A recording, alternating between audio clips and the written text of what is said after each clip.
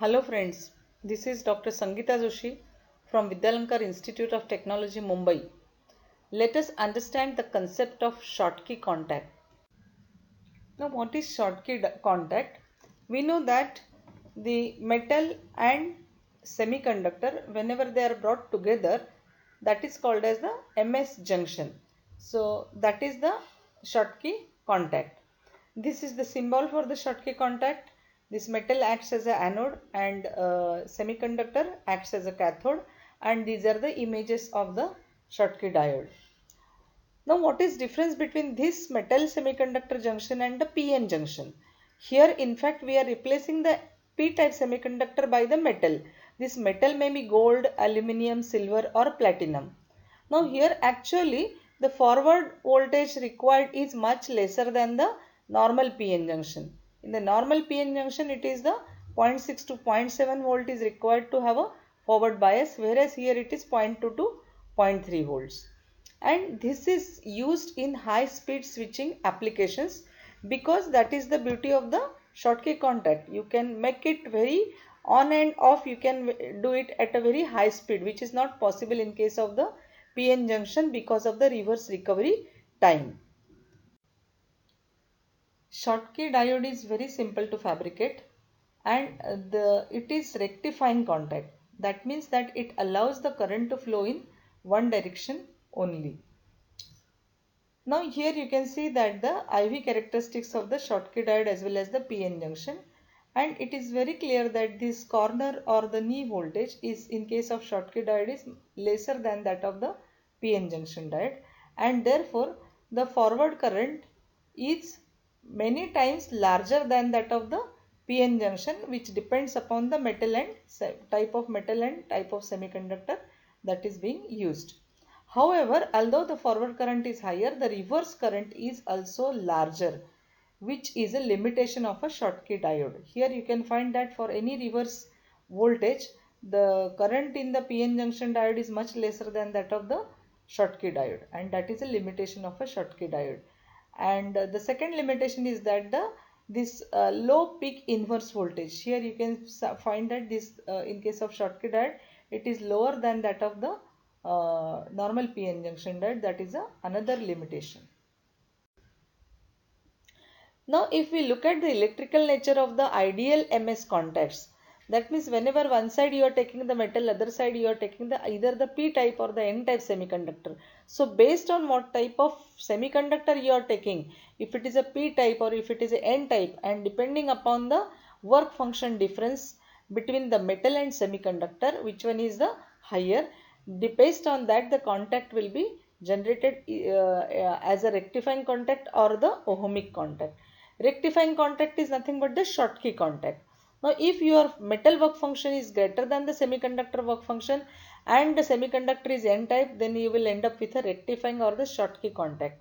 Whereas if the metal semiconductor is P type, then you will end up with the ohmic contact.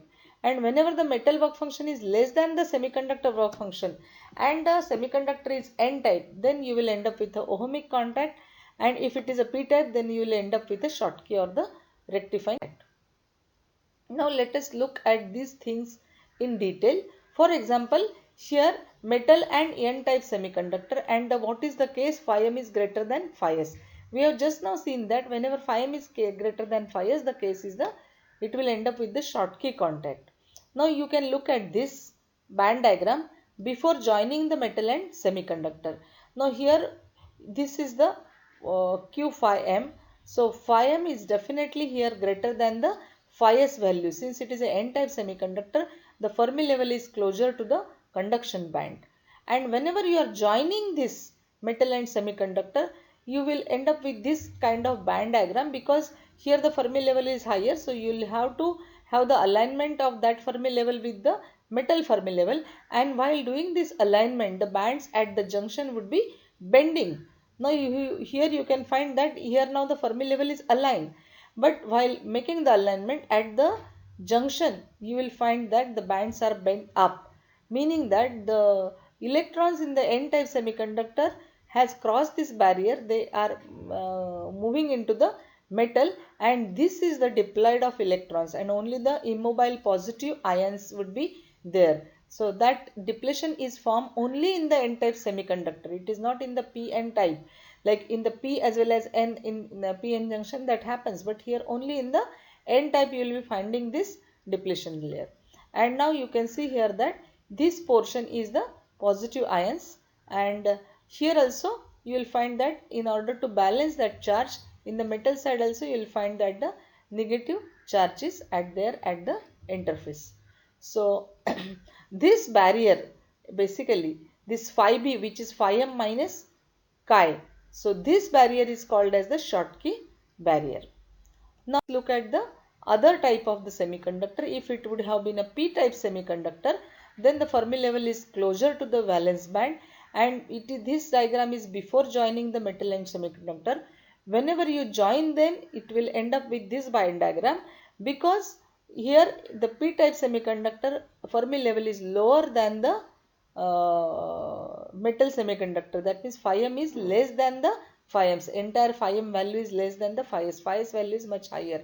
But this Fermi level, whenever it needs to be aligned to the metal Fermi level, so in that case the bands at the semiconductor junction, metal semiconductor junction from the semiconductor side would be bending down, because in this case it is a p-type semiconductor. So holes are the mobile carriers, majority carriers, though they will be moving into the metal, and here you will be finding that the negative immobile ions at the interface would be there. So that is how you will be getting a barrier. So this barrier would be here, nothing but this is the barrier phi s minus phi m, that is this barrier it has to overcome. Now whenever you are applying the forward as well as the reverse bias, what happens?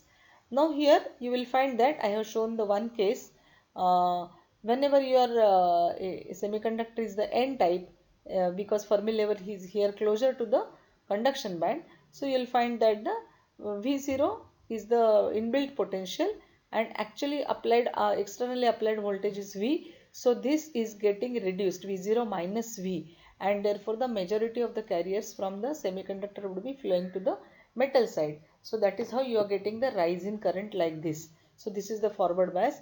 Whereas whenever you are applying the reverse bias, that means minus from this side and plus from polarity from this side, then this will be added to this inbuilt potential, and the bands would be bending much higher than the original one, and that is how there is no chance of electrons from the semiconductor to flow into the metal side, and that is how you are getting the reverse leakage current as a, there is no current flowing in as long as the reverse bias is applied, and that is how it is rectifying Schottky barrier. Now charge storage in a Schottky diode. We know that the charge is stored on both the sides of the metal semiconductor contact. However, the applied bias voltage VA, whenever you are applying the bias voltage, that will actually modulate this charge and does the voltage drop across the semiconductor depletion region.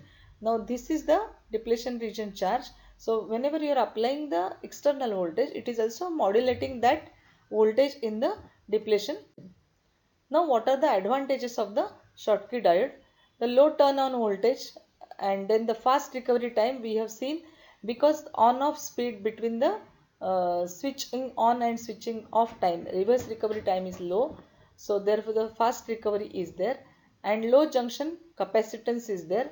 Capacitance at the junction is very low, and the major advantage is that it can operate at a higher frequencies than the PNP. Applications of Schottky diodes. As we have already seen that the forward current of the Schottky diode is much larger than that of the PN junction diode, which depends upon the type of metal and semiconductor that is being used. And therefore Schottky diodes are preferred rectifiers for low voltage and high current applications. And here is one of the applications shown wherein the Schottky rectifier is used. Thank you.